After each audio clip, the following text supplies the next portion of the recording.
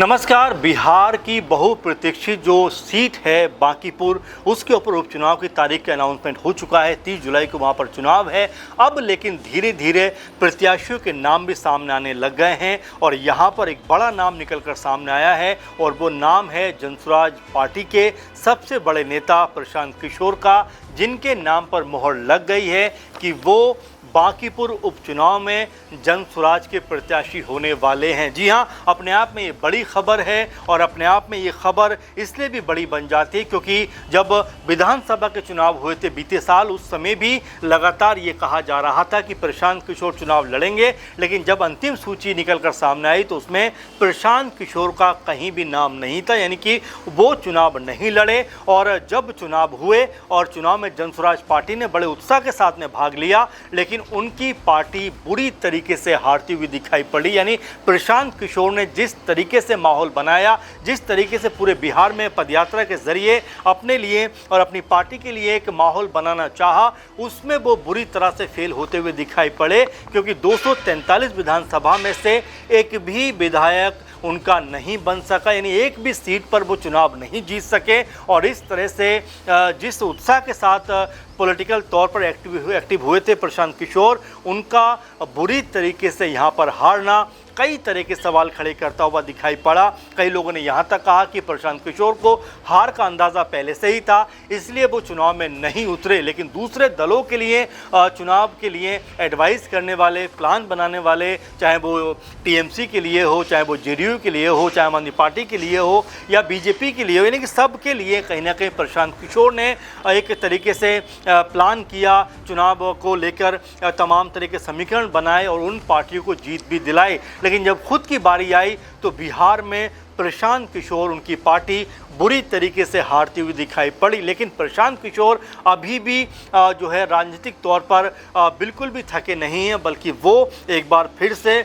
उसी जोश के साथ में दोबारा राजनीति में उतरने वाले हैं और इस बार अपने कंधे पर, अपने हाथों से वो पार्टी को लेकर आगे खींचने को तैयार हैं। और बांकीपुर जो सबसे अधिक सुरक्षित सीट मानी जाती है बीजेपी की, क्योंकि यहाँ पर नितिन नवीन जो अभी हाल ही में बीजेपी के अध्यक्ष बने हैं, राज्यसभा पहुँचे हैं, वो इस सीट से लगातार 2005-06 के बाद से तमाम बार जीते हैं, 4-5 बार के विधायक हैं। उससे पहले उनके पिताजी यहाँ से लगातार चुनाव जीतते रहे थे और इस तरह से लगभग 30 से 40 साल से जो बांकीपुर सीट है, विधानसभा ये जो सीट है, ये बीजेपी के पास रही है। और यही कारण है कि बीजेपी की तरफ से ये कहा जाता है कि बांकीपुर सीट को सबसे सेफ और मजबूत जो करार दिया जाता है। लेकिन यहीं पर अब प्रशांत किशोर ने बीजेपी को घेरने का प्रण लिया है। बीजेपी को घेरने के लिए उन्होंने अपने आप को चुनाव मैदान में उतार दिया है और इसकी जो घोषणा है वो बिहार जनसुराज पार्टी के जो अध्यक्ष हैं मनोज भारती, उन्होंने बाकायदा प्रेस कॉन्फ्रेंस करके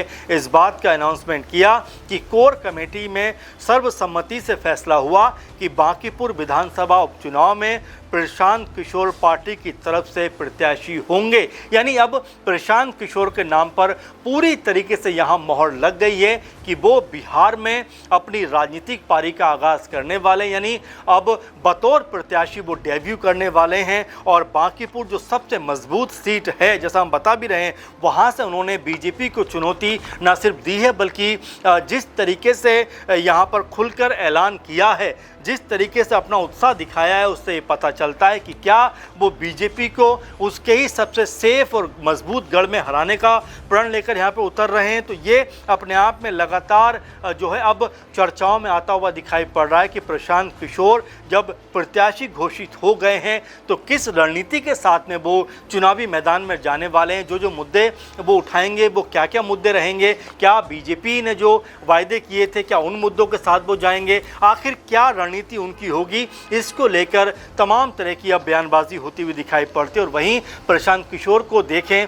उनकी बातों को देखें तो वो कहते हैं कि मैं पार्टी को धन्यवाद देता हूं कि जो जिम्मेदारी मुझे दी है उसको मैं स्वीकार करता हूं, मजबूती से बांकीपुर से चुनाव लड़ूंगा, जनता का आशीर्वाद मिला तो जीतेंगे और जनता की उम्मीदों पर खरा उतरने की कोशिश करेंगे, जीता तो विधानसभा में जनता की आवाज़ उठाऊंगा। यानी प्रशांत किशोर ने यहाँ पर साफ कर दिया है कि उन्होंने जो प्लानिंग की है, जो उन्होंने रणनीति बनाई है, जो समीकरण यहाँ पर बन रहे हैं, उसमें अगर उनको जीत मिलती है तो वो बिहार की जनता की और ख़ासकर जो बांकीपुर विधानसभा के जो लोगों के मुद्दे हैं वो विधानसभा में उठाते हुए दिखाई पड़ेंगे। इस तरह की बात को अब प्रशांत किशोर यहाँ पर कहते हुए नजर आते हैं। प्रशांत किशोर ने उपचुनाव को लेकर ये भी कहा कि उपचुनाव में बिहार की मौजूदा सरकार की परीक्षा है, जनता क्या निर्णय लेगी ये देखना है। बांकीपुर की जनता से कहना है कि जो कैंडिडेट काम करने वाला हो उसको वोट करें, चाहे वो जो भी हो। इस उपचुनाव से सरकार तो नहीं बदलेगी,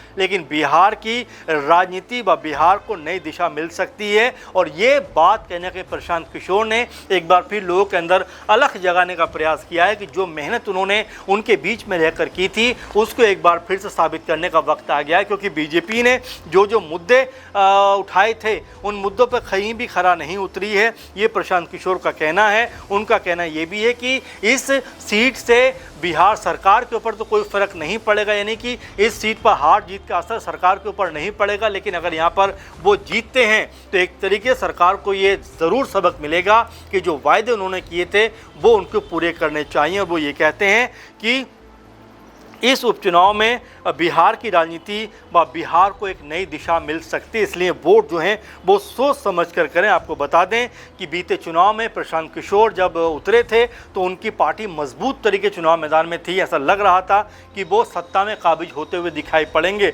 लेकिन उनको केवल बिहार में 4% वोट मिले, यानी कि जो एक हवा बनती हुई दिखाई पड़ी वो बहुत ज़्यादा मध्यम हुई। और 200 से ज़्यादा जो एनडीए कुनबा है उन्होंने यहाँ पर वोट जो सीटें हासिल कर ली, अपने पक्ष में वोट जो है हासिल कर लिए। और बुरी तरीके से यहाँ पर तमाम पार्टियों की हार हुई, जिसमें जन स्वराज पार्टी को जो बड़े बड़े बातें कर रहे थे, बड़े बड़े बयान दे रहे थे, उनको एक भी सीट नसीब नहीं हुई। वहीं अगर आरजेडी की बात करें तो आरजेडी के पास में 75-76 का आंकड़ा था, वो घटकर 25 पे पहुँच जाता है। इसी तरह से कांग्रेस भी बुरी तरह से हारती हुई दिखाई पड़ी। इसी तरह से तेज प्रताप यादव की पार्टी भी नहीं थी जेजेडी, वो भी पहली बार चुनाव में उतरी और उसको भी कोई सीट नसीब नहीं हुई। और इंटरेस्टिंग बात यह है कि बांकीपुर उपचुनाव सीट पर सबसे पहले तेज प्रताप यादव की पार्टी जेजेडी ने ही अपनी महिला प्रत्याशी बीना को यहां से बतौर प्रत्याशी घोषित किया। तो कुल मिला जुला कर देखा जाए तो बांकीपुर सीट के ऊपर अब माहौल बनता हुआ दिखाई पड़ रहा है, क्योंकि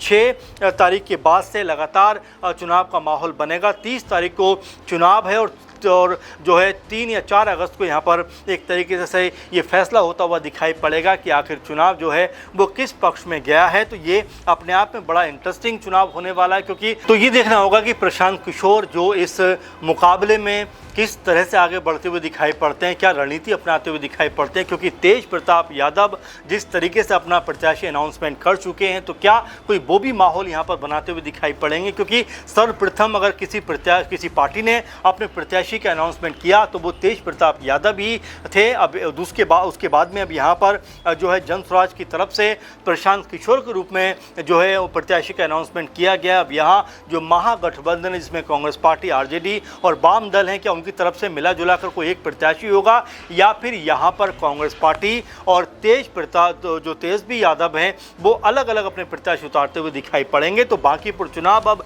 चूंकि लगातार इंटरेस्टिंग होता चला जा रहा है, प्रत्याशियों के नाम लगातार निकलकर सामने आ रहे हैं। 30 जुलाई को चुनाव है, ऐसे में अब देखना होगा कि ऊंट किस करवट बैठता हुआ दिखाई पड़ता है, किसको जीत मिलती हुई दिखाई पड़ती है। और प्रशांत किशोर चूंकि बड़े नेता के तौर पर उभर रहे थे, हालांकि चुनाव में वो नहीं गए, अब लेकिन चुनाव में जब वो जा रहे हैं तो उनके लिए कैसा माहौल बनता हुआ दिखाई पड़ेगा, क्या जीत उनको मिलेगी, क्या माहौल अपने लिए वो बांकीपुर उपचुनाव में बना पाएंगे, और क्या जो सबसे ज़्यादा सेफ सीट बीजेपी की मानी जाती है बांकीपुर, क्या वहाँ पर इस बार बीजेपी का किला ध्वस्त होता हुआ दिखाई पड़ सकता है। हालांकि इसको लेकर अभी तमाम तरह के अपने अपने दावे हैं, अपने अपने तमाम बयान हैं, लेकिन अंतिम फैसला जो है वो जनता के हाथ में है कि वो किसको यहाँ की जो जीत है वो नसीब कराती है, किसके सर पर जीत का सेहरा बनता है, ये जनता ही डिसाइड करेगी। तो कुल मिला जुलाकर अब जब प्रशांत किशोर ने ये ऐलान कर दिया है कि वो चुनाव में उतरेंगे, तो अब बीजेपी की तरफ से कौन सा चेहरा होगा